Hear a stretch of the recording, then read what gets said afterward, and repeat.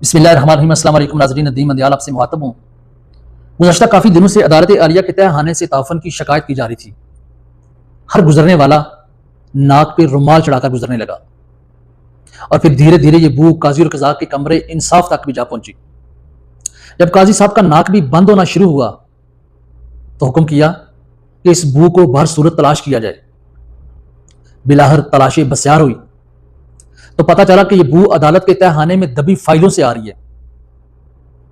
दूसरे रोज हुक्म हुआ कि तहखाने में पड़ी सारी फाइलों को उठाकर दरियाबुर्द कर दिया जाए, क्योंकि पहले तो यह अवामुन नास का मसला था, अब काजी और कज़ा का सांस भी बंद होना शुरू हुआ है।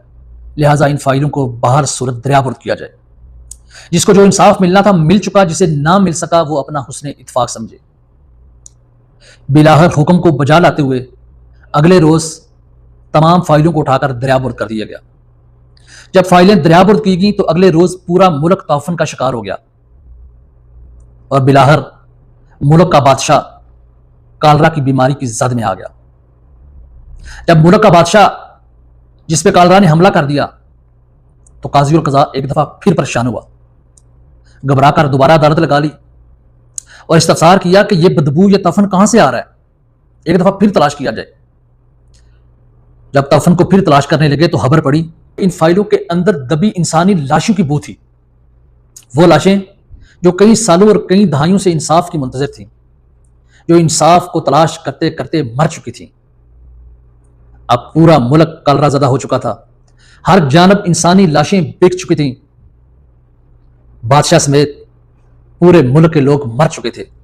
हर जानब गिद्दें लाशों को नोच नोच कर खा रही थीं कि सिर्फ एक बूढ़ा अपने सर के बाल नोचते हुए और अपने सर में मिट्टी डालते हुए यह फरमा रहा था कि इंसाफ मर चुका, इंसाफ मर चुका और गोरगन जिंदा बचा रह गया। हमारे इलाके में आज एक बड़ी जानी पहचानी शख्सियत का कत्ल हुआ है। अल्लाह उन्हें गरीके रहमत करें और इनके जितने भी पसमानदगान, वर्सा, उनके चाहने वाले और बिलखसूस वकला बरादरी है जिनमें शदीद गम गुस्सा पाया जाता है, अल्लाह उन्हें सब्र जमील अता फरमाए। बहुत सारे लोगों के बयानात सुन रहा हूँ, बड़ा ताज्जुब भी हो रहा है। एक आम आदमी इस तरह के बयानात दे तो बात समझ में आती है कि लोगों के जज्बात हैं। कोई कह रहा है इन्हें मुजरमान को फांसी के फंदे पे लटकाया जाए, कोई कहता है नहीं इन्हें सरेआम लटकाया जाए। हर तरह के जो है अल्फाज से लोग अपने जज्बात का इजहार कर रहे हैं।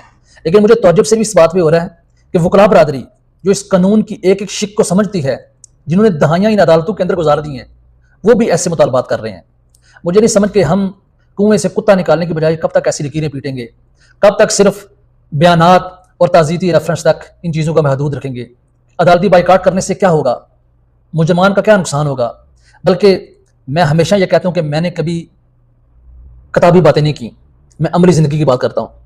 याद रखिए कि मुजरम उस वक्त तक शदीद अजियत के अंदर रहता है जब तक वो पुलिस को अरेस्ट नहीं होता, जब तक वो गिरफ्तार नहीं होता।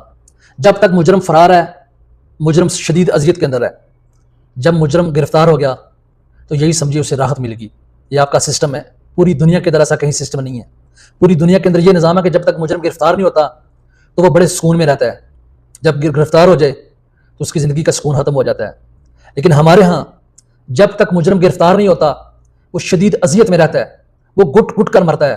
लेकिन जिस दिन मुजरम गिरफ्तार हो जाता है, समझ लीजिए कि ये निज़ाम, ये अदालतें, हमारा जितना जुडिशरी सिस्टम है, सारा उसको प्रोटोकॉल मुहैया करना शुरू कर देता है।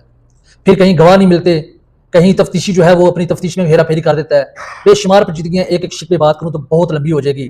बिलाहर होता क्या है, 5 से 7 सालों के बाद वही मुजरम गले में माले डाले हुए जेलों से बाहर निकल रहे होते हैं। क्या पूरी दुनिया के अंदर ऐसी कोई एक मिसाल मौजूद है कि वही मुजरम जो इतना बड़ा जुल्म करते हैं, जो एक इंसानी जान, जिसका अल्लाह ने फरमाया कि एक इंसान को मारना पूरी इंसानियत को मारने के मुतरद्दिफ है, उसी इंसान के कातिल ढोल की थाप पे बड़ी बड़ी गाड़ियों के काफलों के साथ रिहा होके आ रहे हैं, माले डाले जा रहे हैं, फतह के जो शादियाने हैं वो बजाए जा रहे हैं। ये इस मुल्क, इस रियासत, इस अदालती निज़ाम के मुंह पे बहुत बड़ा तमाचा होता है। याद रखिए इस मुल्क के अंदर हर होने वाला कत्ल रियासत के सारा है। हर होने वाले कत्ल की FIR रियासत पे कटनी चाहिए। जब तक रियासत ऐसे बड़े जराइम की मदय्यत खुद नहीं करेगी तब तक इस मुल्क के हर चौक, हर चौराहे, हर गली, हर मोहल्ले और हर कचरा कुड़ियों से लाशें बरामद होती रहेंगी।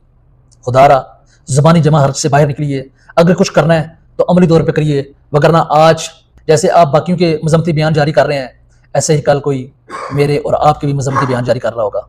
बहुत शुक्रिया आपका।